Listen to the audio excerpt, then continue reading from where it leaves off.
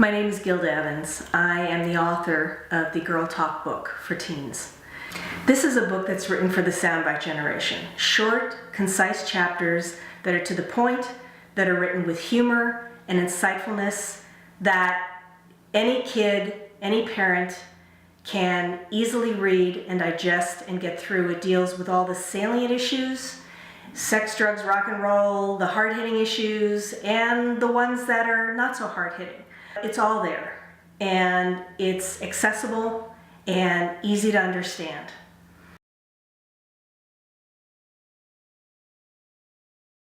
Girltalk affected me by making me realize that there are a lot of issues that teens go through, more than just the stereotypical ones that you see in movies.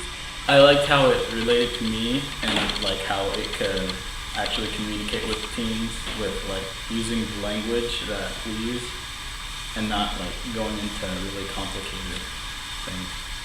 With Girltalk, I really liked the way it covered like a full spectrum topics. It wasn't just girl-specific things. It did cover like family issues and relationship issues and personal issues. I like that it had short chapters. They were short and to the point, and it actually related to me. If someone ever tries to peer pressure you into doing drugs, you don't have to. If they're really your friend, they'll accept you for who you are, and not because you do drugs or don't do drugs. I mean, they should really know you for who you are and respect that. And if they don't, then I guess they're really not your friend. Teen pregnancy, I have a friend who got pregnant and she had a baby a couple months ago, and it's just like she can't really go to school that often because she has to take care of her baby, and it's just a lot on her plate. What would be good for her to? I don't have any experiences with teen pregnancy, obviously, but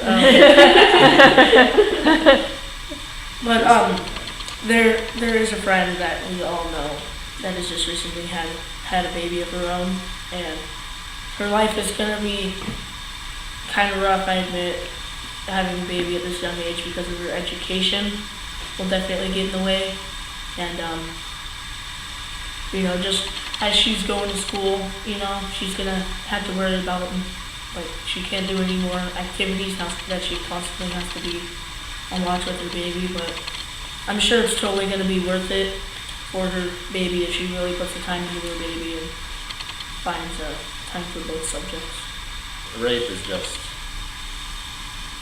horrible, and I hear a lot of stories of people being raped and no one telling anyone, and it's a big problem that teens need to know about and be informed about. And it kind of made me mad because some of the boys in the class, had started to make jokes about it, like it wasn't serious. And I've known people that have gone through that, and I know that it's not something that should be taken lightly. And I was really happy that that was something that you addressed. The chapter I can personally relate to is To Snitch or Not to Snitch, because it talks about what to do in a situation where you don't know if you should go tell someone that some other person is doing something bad, or should you stay quiet because they're your friend. And this happens to me a lot in school because they ask me to like hold, for example, drugs or something, and I'm not sure whether to go tell a teacher, the principal, or someone, because I'm afraid of what they'll do. There was a kid that bullied me a while ago in middle school, and it really seemed big to me. It kind of sticks around in your head for a bit, constantly thinking about him. But as I got older, I kind of tended to ignore him and he went away. And no faculty did anything about it because he always seemed so innocent.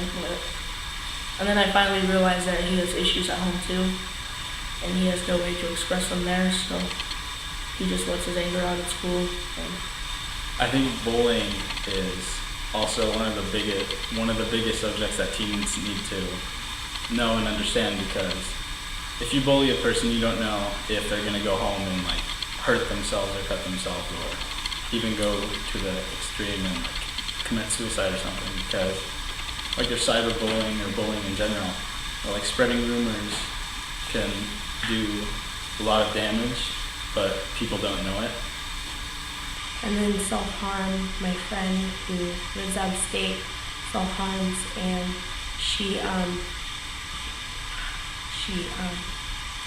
her mom doesn't know, and it's a big issue because I can't tell her mom because I don't know her parents, so I can't really help her besides trying to talk to her. And I think that a lot of people judge other people by, like, if they cut or something, they're like, oh, that person's emo, but like sometimes they cut to like feel pain just to remember that they are still alive.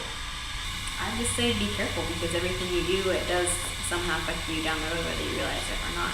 You know, you could wind up that, one night at a party you can end up pregnant, the drugs could, cause some severe damage to your brain, you sever relationships, you think ditching at school might not be a big deal, but, 2 semesters later you failed all your classes and next thing you know you're not graduating. Like everything you do, that makes a big difference, because they use that term, YOLO, you only live once, so let's go be stupid. But in my opinion, that's like an even more of a reason to not do stupid things, because if you only have one life, you shouldn't be wasting it doing things that can end it, faster. I think it's a really brilliant idea to write this book, and it's just really cool that you did it, and a lot of people needed to read stuff like this.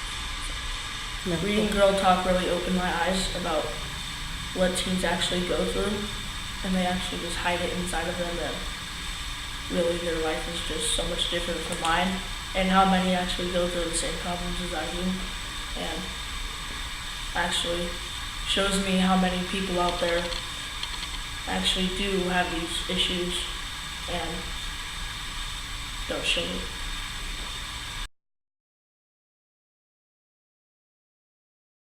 And Gilda coming and speaking to our students, she inspired them to follow their passions, to follow their dreams. She shared her various life experiences, and she was able to communicate that they don't need to be afraid of failure and to never give up. And all of that, of course, is reinforced in Girl Talk.